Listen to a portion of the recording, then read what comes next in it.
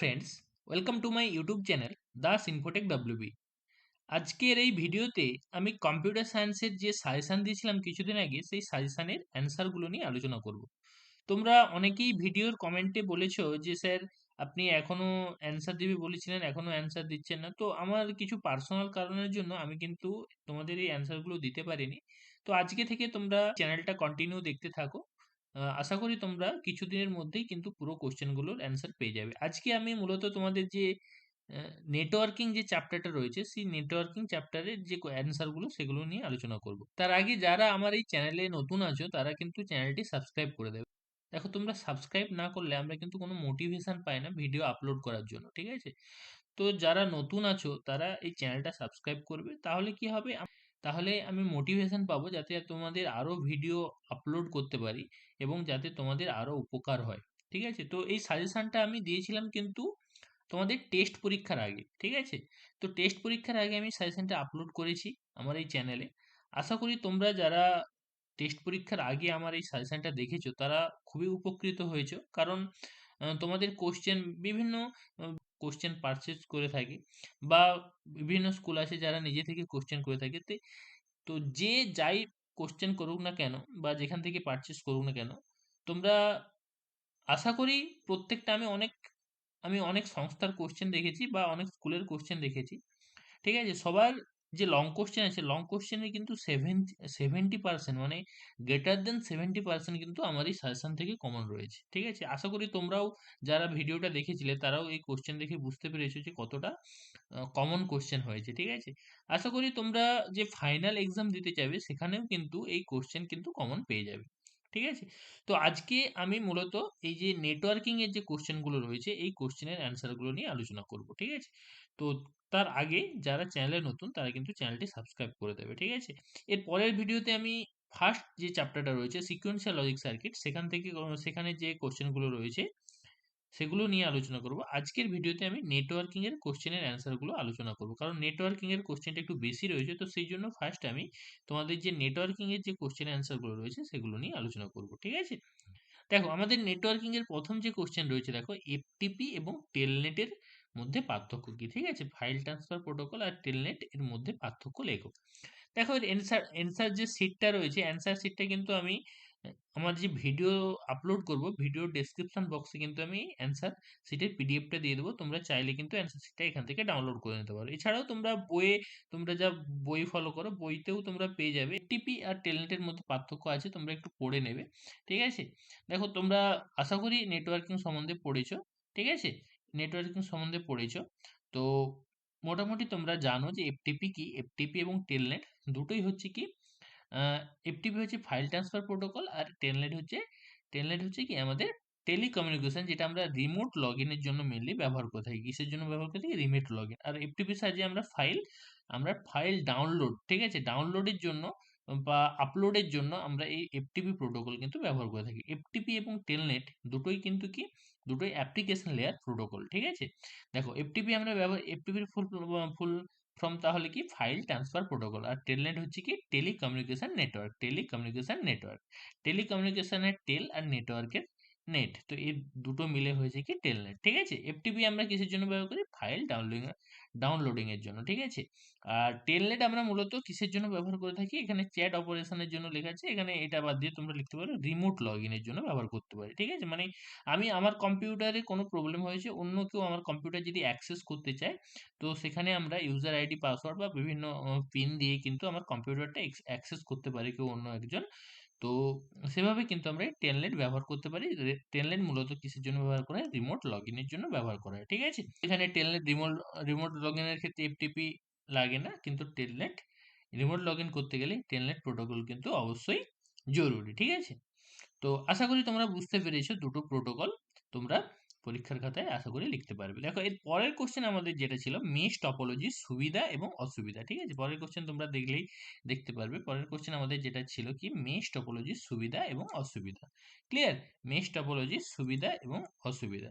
তো সুবিধা অসুবিধা মেশ টপোলজি কি সেটা তোমরা চাইলে দেখো এখানে লেখা আছে, বুঝতে পারবে। দেখো, মেশ টপোলজি কি? মেশ টপোলজি হচ্ছে আমরা জানি যে সবথেকে বেশি খরচ যেদি যায় সেটা হচ্ছে কি মেশ টপোলজি। মেশ টপোলজিতে কি বলা যায়, প্রত্যেকটা নোডের সাথে কি থাকবে, কানেক্টেড থাকবে। প্রত্যেকটা নোডের সাথে কি থাকবে, কানেক্টেড থাকবে। ঠিক আছে, এভাবে হয়। ঠিক আছে, তো এখান থেকে আরেকটা শর্ট কোশ্চেন আসে যে মেশ টপোলজিতে এন সংখ্যক নোড কানেক্ট করার জন্য, বা চারটে এভাবে কোশ্চেন আছে যে মেশ টপোলজিতে চারটে নোড বিলং করে, তাহলে এর জন্য কতগুলো ওয়্যার প্রয়োজন হবে, ঠিক আছে, বা কতগুলো কানেক্টিভিটি হবে, এই ধরনের কোশ্চেন আছে। এর জন্য একটা সূত্র আছে, আশা করি তোমরা জানো, আশা করি তোমরা লিখতে পারবে। তো মেশ টপোলজির সুবিধা এবং অসুবিধা এটা কিন্তু একটু ভালো করে দেখে নেবে। ঠিক আছে, মেশ টপোলজির সুবিধা অসুবিধা। দেখো সুবিধা তোমরা এখানে বুঝতেই পারছো, এখানে প্রত্যেকটা নোডের সাথে কানেক্টেড থাকে। তাহলে কোনো নোড, মানে কোনো নোড যদি সাপোজ এই যে ওয়্যারটা যদি এখানে খারাপ হয়ে যায়, কোনো কারণে একটা ওয়্যার খারাপ হয়ে গেছে, তাহলে এর সাথে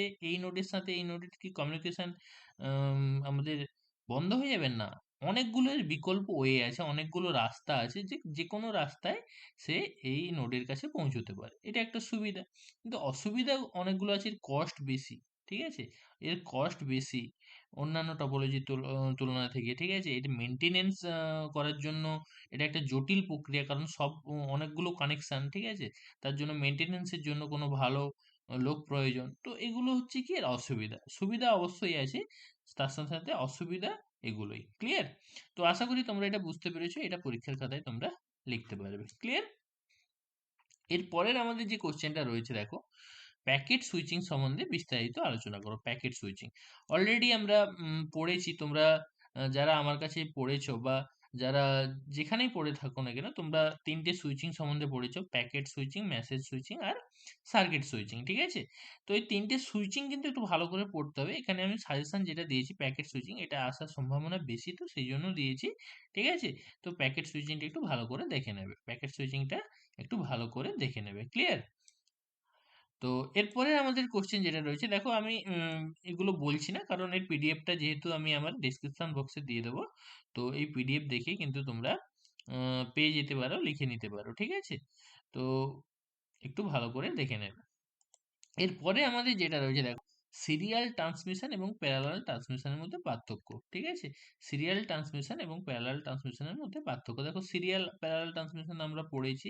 ঠিক আছে, serial transmission, parallel transmission. Serial বলতে কি একটাই মাত্র ওয়্যার থাকে, আর প্যারালাল বলতে কি, ঠিক আছে, প্যারালাল বলতে কি এখানে অনেকগুলো ওয়্যার থাকে, মানে একসাথে অনেক ডেটা ওয়ান টাইপ, মানে একই টাইমে একসাথে অনেকগুলো ডেটা যেতে পারে সেন্টার থেকে রিসিভারে। কিন্তু সিরিয়াল ট্রান্সমিশনে কি হয়, অ্যাট এ টাইম একটাই ডেটা সেন্টার থেকে রিসিভারে পৌঁছে। তাহলে এখানে কি এটা টাইম বেশি লাগবে, এখানে টাইম কম লাগবে।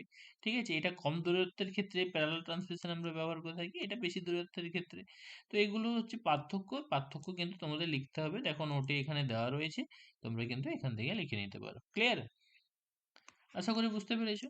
এরপরের আমাদের যে কোশ্চেনটা রয়েছে, দেখো এর পরের কোশ্চেনটা কি রয়েছে, রিং টপোলজির সুবিধা এবং অসুবিধাগুলো লেখো। কি রয়েছে, রিং টপোলজির সুবিধা অসুবিধা। দেখো রিং টপোলজি আমরা পড়েছি, রিং টপোলজি কিরকম হয়, রিং টপোলজি হচ্ছে গোল। ঠিক আছে, দেখো এখানে সুবিধা অসুবিধা দেওয়া রয়েছে। রিং টপোলজি আমাদের কিরকম হয়, এরকম হয় রিং টপোলজি। ঠিক আছে, এরকম।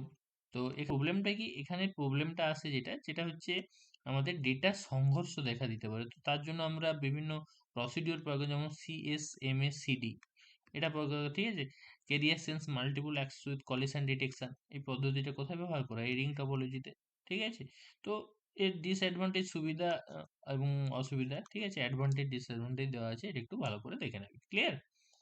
দেখো এরপরে আমাদের কোশ্চেন কি রয়েছে, দেখো বেসব্যান্ড এবং ব্রডব্যান্ড নেটওয়ার্ক। বেসব্যান্ড নেটওয়ার্ক এবং ব্রডব্যান্ড নেটওয়ার্কের মধ্যে পার্থক্য। দেখো বেসব্যান্ড এবং ব্রডব্যান্ডের মধ্যে পার্থক্য আছে, জাস্ট আমি মনে করানোর জন্য একবার বলে দিচ্ছি। দেখো বেসব্যান্ড কি, বেসব্যান্ড হচ্ছে ওয়ান অ্যাট এ টাইম একটাই মাত্র সিগন্যাল তারের মধ্যে দিয়ে যায়, সেটাকে বলছি আমরা বেসব্যান্ড নেটওয়ার্ক। ঠিক আছে, যে নেটওয়ার্কে অ্যাট এ টাইম একটাই মাত্র সিগন্যাল ট্রাভেলস করে, সেটাকে বলছি আমরা বেসব্যান্ড। আর ব্রডব্যান্ড হচ্ছে at a time multiple signal একটা ওয়্যারের মধ্যে দিয়ে ট্রাভেল করতে পারে, এটাকে বলছি আমরা ব্রডব্যান্ড নেটওয়ার্ক। ঠিক আছে, তো একবার পড়ে নেবে, আশা করি এখান থেকে বুঝতে পেরে যাবে। ক্লিয়ার?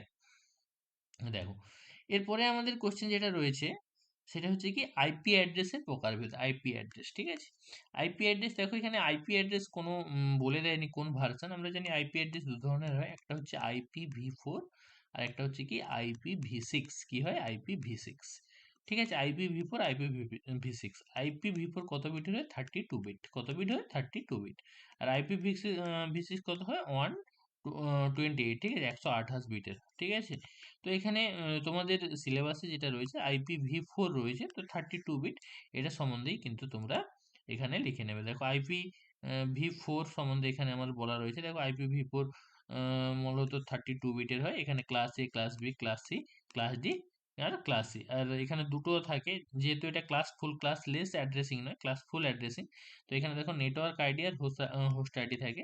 ঠিক আছে, আর এই যে 32 বিট, 32 বিটে 8টা করে বিটকে ভেঙে দেওয়া হয়েছে এবং প্রত্যেকটা বিটকে কি বলা হয়েছে? অক্টেট। ঠিক আছে, টোটাল 8টা করে, 8 চারে 32, 8 চারে 32টা বিট। ঠিক আছে, 8 বিট করে, প্রত্যেকটা অক্টেটে কটা করে বিট আছে? 8 বিট করে। ঠিক আছে, টোটাল 32টা বিটে ভেঙে দেওয়া হয়েছে। ঠিক আছে, তো এই 8 বিটের যে অক্টেটে ভেঙে দেওয়া হয়েছে, সেখানে আহ, যে নেটওয়ার্ক আইডি কতটা এবং হোস্ট আইডি কতটা, সেটা কিন্তু দেখো ক্লাস এ এর জন্য 1 বিট অক্টেট, একটা একটা অক্টেট কিন্তু নেটওয়ার্ক আইডির জন্য।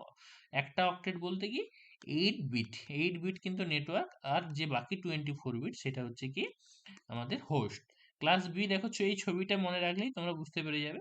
দেখো ক্লাস বি হচ্ছে কি, ক্লাস বি দেখো কটা টোটাল, ক্লাস বি হচ্ছে 8টা, মানে দুটো দুটো অক্টেট, মানে 16টা আর 16টা। আর ক্লাস সি হচ্ছে কি, ক্লাস সি হচ্ছে আমাদের কিন্তু এখানে 3টে অক্টেট, মানে 24টা, আর হোস্ট আইডি হচ্ছে 8টা। ঠিক আছে, আর ক্লাস ডি হচ্ছে মাল্টিকাস্ট অ্যাড্রেসের জন্য ব্যবহার করা হয়, আর ক্লাস সি এটা রিভার্স রয়েছে। ঠিক আছে, এবার দেখো এখানে আমাদের যেটা রয়েছে, দেখো কতগুলো কানেক্ট হতে পারে।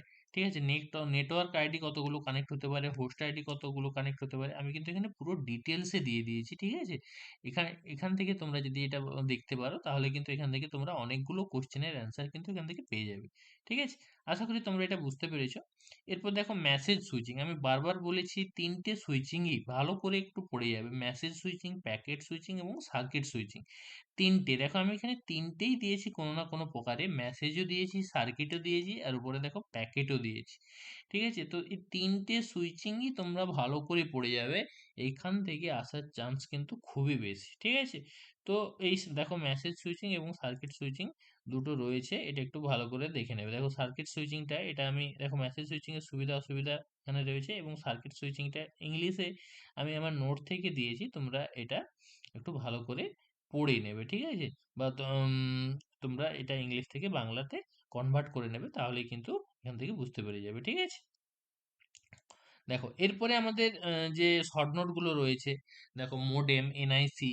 ঠিক আছে, modem, NIC, fibre optic cable, DNS, URL, HTTP. ঠিক আছে, তো পরপর কিন্তু আমার এই নোটে সব অ্যান্সার গুলো রয়েছে। দেখো মোডেমের ব্যবহার, মোডেম, তারপরে রয়েছে আমাদের এক্সটার্নাল মোডেম, ইন্টারনাল মোডেম, তারপরে রয়েছে এনআইসি। ঠিক আছে, নেটওয়ার্ক ইন্টারফেস কার্ড। ঠিক আছে, তারপরে ফাইবার অপটিক কেবল।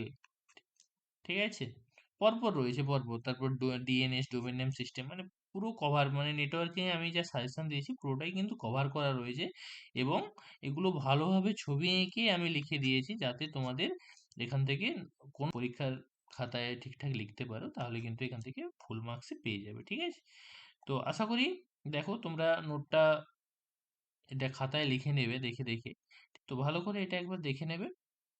আশা করি তোমরা যে নেটওয়ার্কিং এর যে কোশ্চেনের অ্যান্সার গুলো ওখান থেকে লিখতে পারবে। ঠিক আছে, এর পরের ভিডিওতে আমি তোমাদের কিন্তু এই যে ফার্স্ট চ্যাপ্টার, যে সিকোয়েন্সিয়াল লজিক সার্কিটের যে চ্যাপ্টার রয়েছে, এই যে কোশ্চেনগুলো রয়েছে, এই কোশ্চেনগুলো নিয়ে আলোচনা করব। ঠিক আছে, এই ভিডিও আপাতত এই পর্যন্তই। ধন্যবাদ।